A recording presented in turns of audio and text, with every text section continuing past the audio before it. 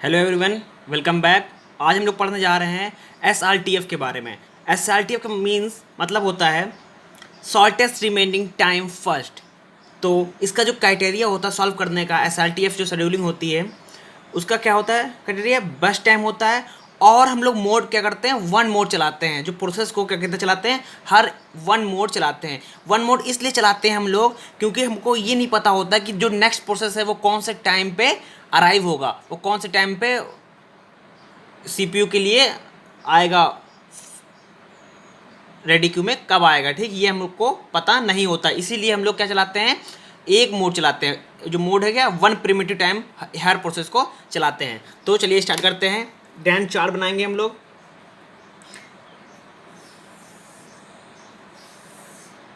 हमेशा जो grand chart को जो स्टार्ट करते हैं वो कहाँ से स्टार्ट करते हैं, जीरो से स्टार्ट करते हैं। अब हम यहाँ क्या कर देखेंगे, एस में जीरो टाइम पे कौन सा प्रोसेस अराइव हुआ है। जीरो टाइम पे अराइवल प्रोसेस कौन सा है, P1 है। तो इसको हम लोग नीचे लिख लेंगे, P1 प्रोसेस अराइव हुआ है। ठीक, तो हम लोग क्या करेंगे, इसको ये रेडी है, ये रनिंग प्रोसेस है। ग्रैंड चार्ट में हम लोग मान लेते हैं ये रनिंग प्रोसेस है, ये क्या है, रेडी प्रोसेस है।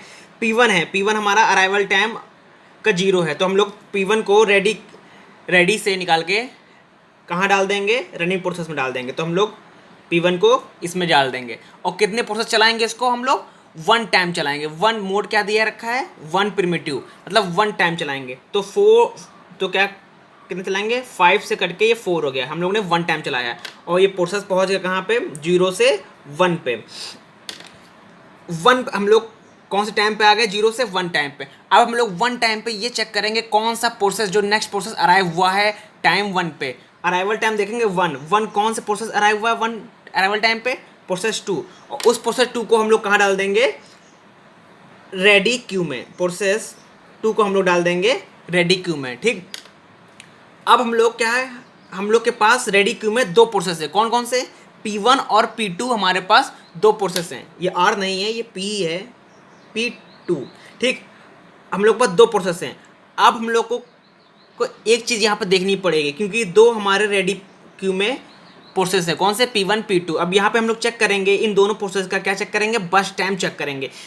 बस टाइम, जिसका भी बस टाइम सबसे कम होगा वो सीपीयू में क्या होगा, एग्जीक्यूट होगा, मतलब वो क्या होगा, रनिंग प्रोसेस में आएगा। तो P1 P2 का बस टाइम देखिए, P1 प्रोसेस का ऑलरेडी बस टाइम 5 से कटकर 4 हो गया था क्योंकि हम लोगों ने उसको वन टाइम चला दिया था। अब P2 का बस टाइम कितना है, 3। तो सबसे कम किसका प्रोसेस बस टाइम है, प्रोसेस P2 का बस टाइम सबसे कम है।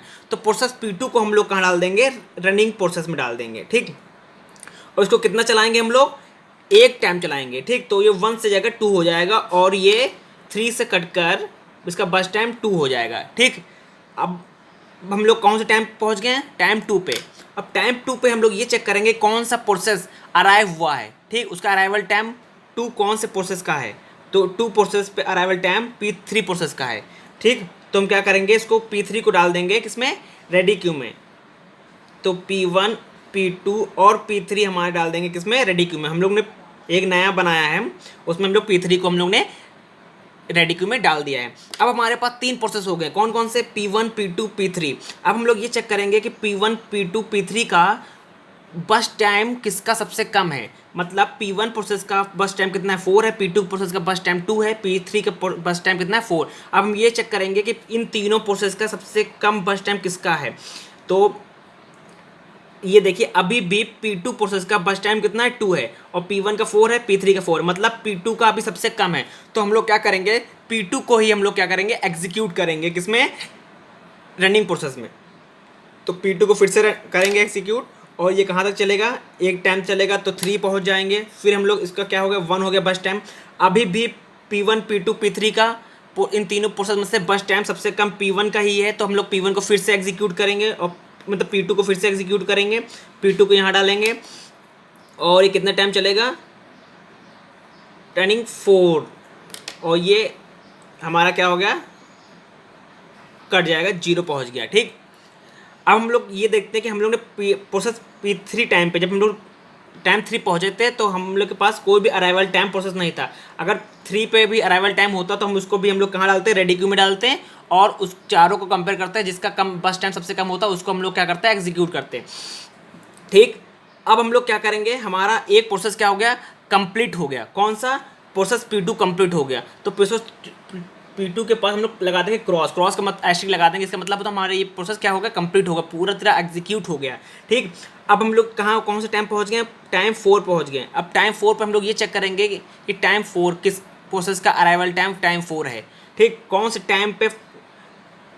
से प्रोसेस P4 अराइव हुआ, ये देखेंगे। प्रोसेस P4 4 टाइम पर अराइव हुआ, और हम लोग कौन से टाइम पे हैं, टाइम 4 पे। ठीक, तो हम लोग मतलब प्रोसेस P4 क्या हो गया, रेडी हो गया है।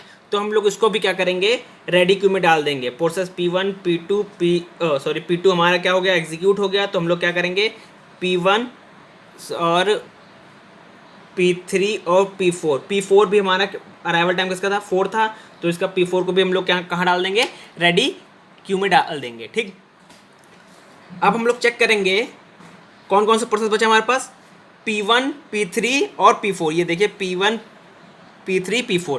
अब हम लोग ये चेक करेंगे कि इन तीनों में से सबसे बस टाइम सबसे लो किसका है। तो प्रोसेस P1 का बस टाइम कितना है, 4 है, और इसका भी क्या है, P3 का 4 है, और P4 प्रोसेस का बस टाइम कितना है, 1 है। तो हम लोग इसका सबसे कम है तो इसको एग्जीक्यूट कर देंगे, इसको एक टाइम चलाएंगे और प्रोसेस P4 को एग्जीक्यूट कर देंगे टाइम 1 पे, मतलब 4 से ये बढ़कर 5 पे आ गया। ठीक, इसका मतलब हुआ कि हमारा प्रोसेस P4 कंप्लीट हो गया। कौन से प्रोसेस बचे, अब P1 और P3 बचे। तो मतलब P4 हमारा प्रोसेस क्या हो गया, कंप्लीट हो गया। इसके सामने लगा देंगे एस्टेरिक। प्रोसेस बचे कौन से, P1 P3 बचे।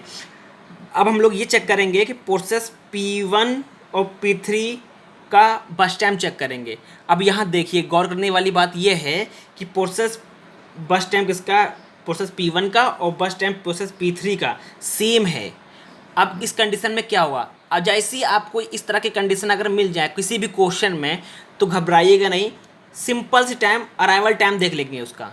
जिसका अराइवल टाइम सबसे कम होगा उसको हम लोग एग्जीक्यूट कर लेंगे। मतलब P1 P3 प्रोसेस में से जिसका अराइवल टाइम कम होगा, अब इस ओनली कौन सी कंडीशन में, जब उसका बस टाइम सेम हो। जब बस टाइम सेम होता है तब उसका क्या चेक करते हैं, दोबारा से उसका अराइवल टाइम। जिस भी प्रोसेस का अराइवल टाइम सबसे कम होगा उसको हम लोग क्या कर लेंगे, एग्जीक्यूट कर लेंगे। यहाँ पे सबसे कम अराइवल टाइम किसका है, P1 का है। ठीक, तो P1 को हम लोग क्या कर लेंगे, एग्जीक्यूट कर लेंगे। ठीक, और P1 को एग्जीक्यूट करेंगे, कब तक एग्जीक्यूट करेंगे।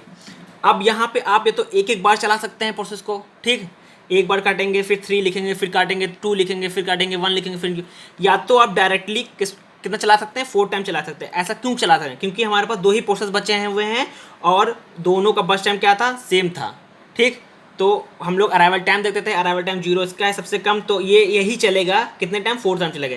या तो आप एक एक करके चला लीजिए सब पे, और या तो आप क्या कर लीजिए, डायरेक्टली चला दीजिए, 4 टाइम चला दीजिए। तो हम लोग क्या करते हैं, एक एक टाइम चलाते हैं। तो यहाँ पर 6 हो गया, तो यहाँ कट के 3 आ गया, फिर प्रोसेस P1 आ गया, यहाँ 7 आ गया, ये प्रोसेस 2 आ गया, फिर P1 आया, 8 टाइम चला, फिर ये 1 हो गया, फिर प्रोसेस P1 आया और ये 0 हो गया। ठीक, और ये 9 तक चल गया। ठीक, ये प्रोसेस क्या हो गया, एग्जीक्यूट हो गया हमारा। ठीक, प्रोसेस P1 भी हमारा एग्जीक्यूट। अब कौन सा प्रोसेस बचा, P3 प्रोसेस बचा। अब या तो सेम प्रोसेस आप इसके लिए भी कर सकते हैं, क्या कर सकते हैं, या तो आप एक एक करके चलाइए P3 प्रोसेस को। ठीक, या तो आप डायरेक्टली क्या कर लीजिए, एग्जीक्यूट कर दीजिए पूरा एक साथ चलाकर, कितना, 4 टाइम चलाकर। ठीक, तो हम लोग क्या करते हैं, डायरेक्टली चला देते हैं इसका 4 टाइम। या तो आप एक काम करते हैं, 1 मोड लिखा है हम लोग ने, तो एक ही मोड लेते हैं। ठीक, तो प्रोसेस P3 को चलाया हम लोग ने कितने टाइम, 1 टाइम, तो ये 10 हो गया, और ये करके 3 हो गया। फिर क्या चलाया, प्रोसेस P3 चलाया, 11 हो गया, ये 2 हो गया, फिर P3 चलाया, ये 1 हो गया, ये 12 टाइम चला, फिर P3। ठीक, ये क्या 0 हो गया, अब ये 13 पे क्या हो गया, कंप्लीट हो गया। ये हमारा प्रोसेस P3 भी कंप्लीट हो गया। आप ये पार्ट ना कर आप ये भी यहाँ से डायरेक्ट कर सकते थे, यहाँ आप चलाए थे P4, यहाँ कर देते, आप इस तरह कर सकते थे डायरेक्ट कि P कहाँ से चला था, 6 से चला था, और P1 P1 कहाँ तक चला, 4 टाइम चलाना था हम लोग को, तो डायरेक्ट हम लोग लिखते हैं 9 तक चला। उसके बाद P3 चलाना था, P3 हम लोग को 4 टाइम चलाना, तो डायरेक्ट हम लोग क्या लिखते हैं, 13 लिखते हैं। इस तरह डायरेक्ट भी कर सकते थे, ठीक। अब हम लोग किस निकालेंगे, कंप्लीशन टाइम निकालेंगे इसका। कंप्लीशन टाइम निकालेंगे, कंप्लीशन टाइम मतलब कौन सा प्रोसेस कब आखिरी टाइम कब कंप्लीट हुआ है। तो देखिए प्रोसेस P1 को चेक करते हैं, प्रोसेस P1 कंप्लीट हुआ है कौन से प्रोसेस पे, 9 प्रोसेस पे। तो प्रोसेस P1 9 पे कंप्लीट हुआ, ये देखिए यहाँ पे 9 प्रोसेस पे ये कंप्लीट हुआ है। और प्रोसेस P2 देखिए, P2 कंप्लीट हो गया था प्रोसेस P4 पे, और P3 कंप्लीट हो गया 13 पे, और P4 कंप्लीट हो गया था 5 प्रोसेस पे, ठीक।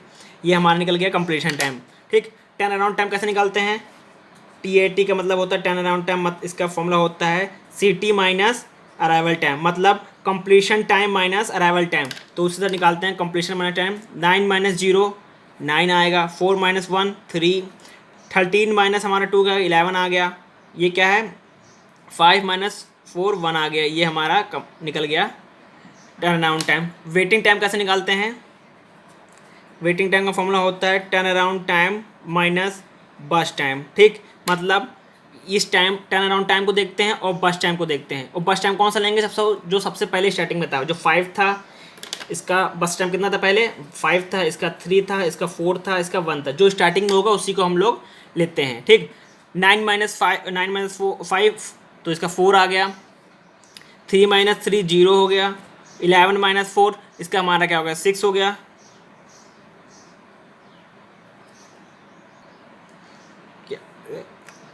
सॉरी 7 हो गया, और 1 माइनस ये 1 है, 1 माइनस 0 हो गया। तो ये हमारा प्रोसेस वेटिंग टाइम निकल आया, ठीक। ये हमारा कंप्लीट हो गया क्या, SRTF, shortest remaining time first. Thank you everyone.